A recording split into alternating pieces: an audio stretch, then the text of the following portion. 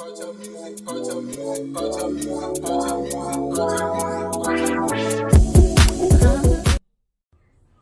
guys, and welcome back to my channel, Totally Katika. It's me, of course, Katika. Today I just wanted to continue conversation with another amazing mother. So let's get into it.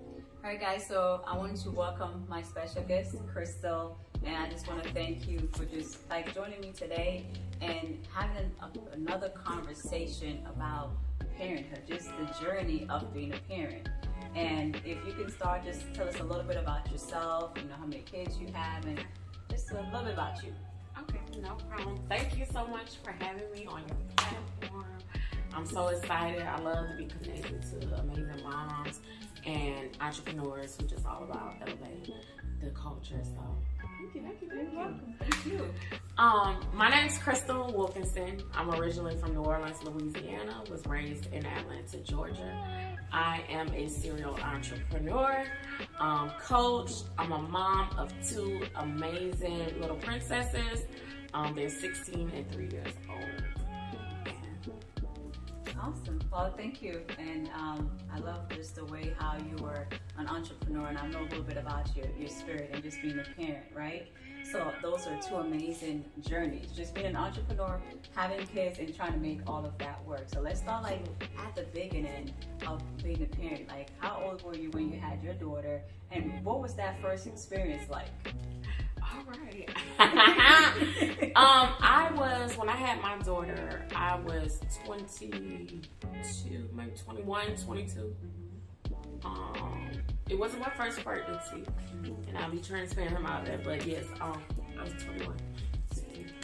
Okay, awesome. And then you said you have a 3-year-old as well. Yes. So let's talk about the journey with a gap. I mean, I understand because I have a huge gap too. I have a 14-year-old and I have a 1-year-old, so it's still a huge gap. So think about when you was 21, raising your first child. What was some of those experiences like? Say for example, oh man, I wish I know how to prepare better for breastfeeding or for just being able to deal with some of the things that are happening in today's world. But just take us back through something you wish someone would have said or just that journey. Well, I'm gonna be just transparent. I've been on my own since I was 14 years of age. I was actually pregnant at 14. And a lot of people didn't even know, but and miscarried 5 months in. So I started early, and so when I had my child that I brought to the world, at that place in time, I was still figuring things out. I wasn't ready to be mom. I was still kind of out there, and thank God, I had a mom to lean on for support and a father to lean on for support while I was figuring things out.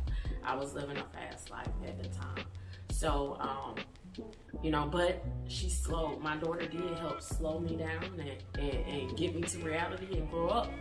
And sometimes that happens, and I appreciate you just being transparent, right? Because I think the goal is for someone to be able to understand, hey, I didn't do everything right? But I can still be great. I can still be a good parent. Like you said, it helps to slow you down, right?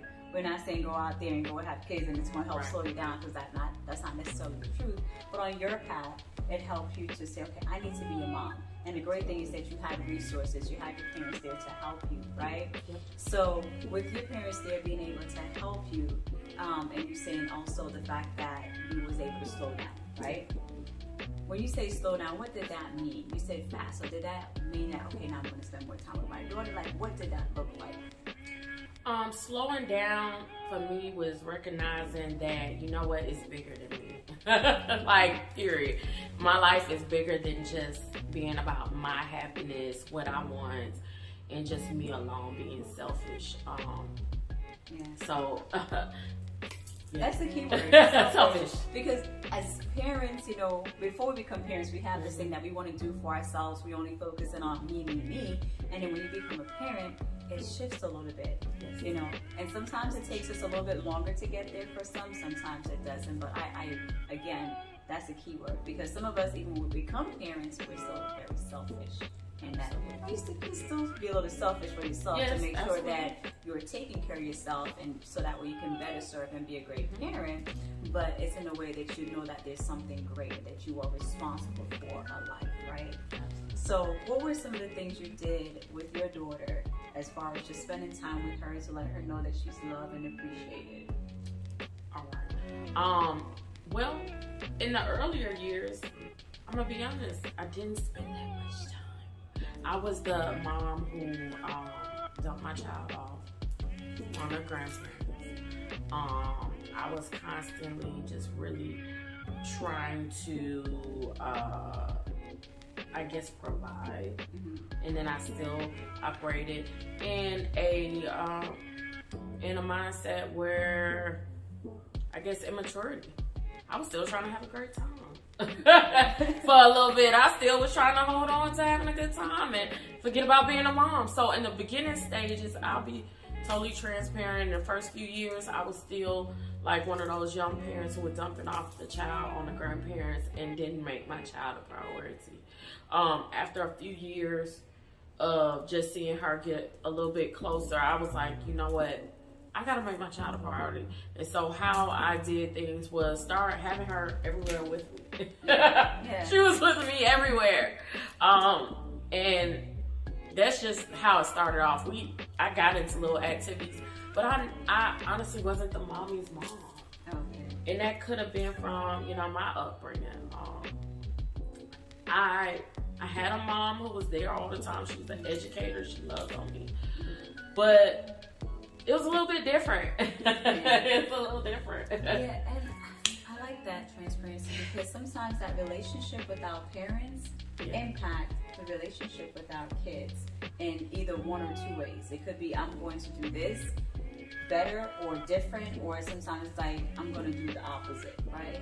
And I say that because I know sometimes I've shared before, like my mom wasn't the hug, let me embrace you type of person, and the affectionate. So with my daughter, I'm like, I'm going to love on her. She's going to know that she's loved, she's appreciated, right?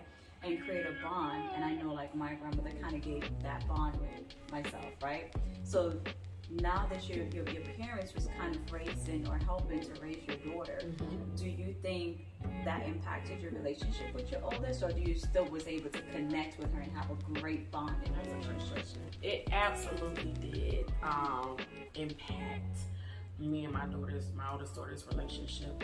At one point, she was real close to my mother, and that's when I had to really like step up and wake up and was like, hold on.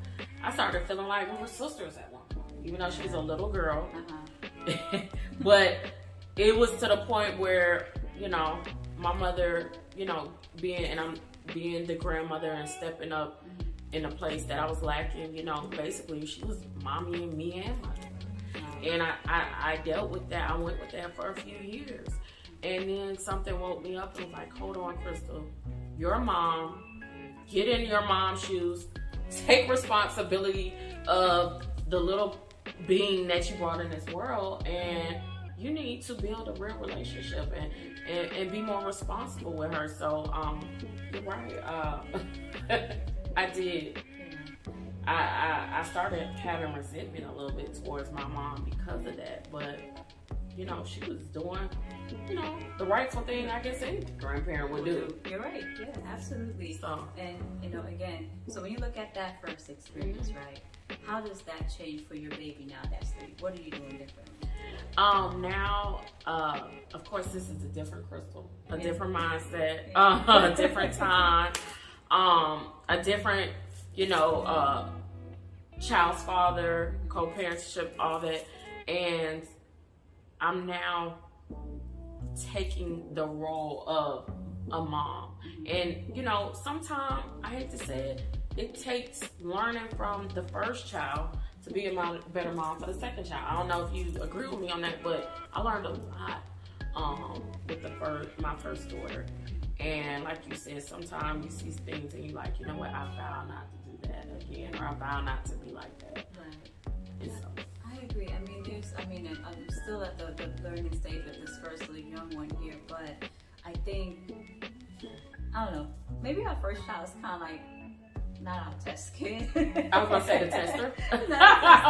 But it's almost like you don't know. You don't right? know. You don't know. And you have your parents that's guiding you. If you have parents or grandparents or a support system that's guiding you, and you're trying to follow along, or like you said, you're just trying to be the best that you can be.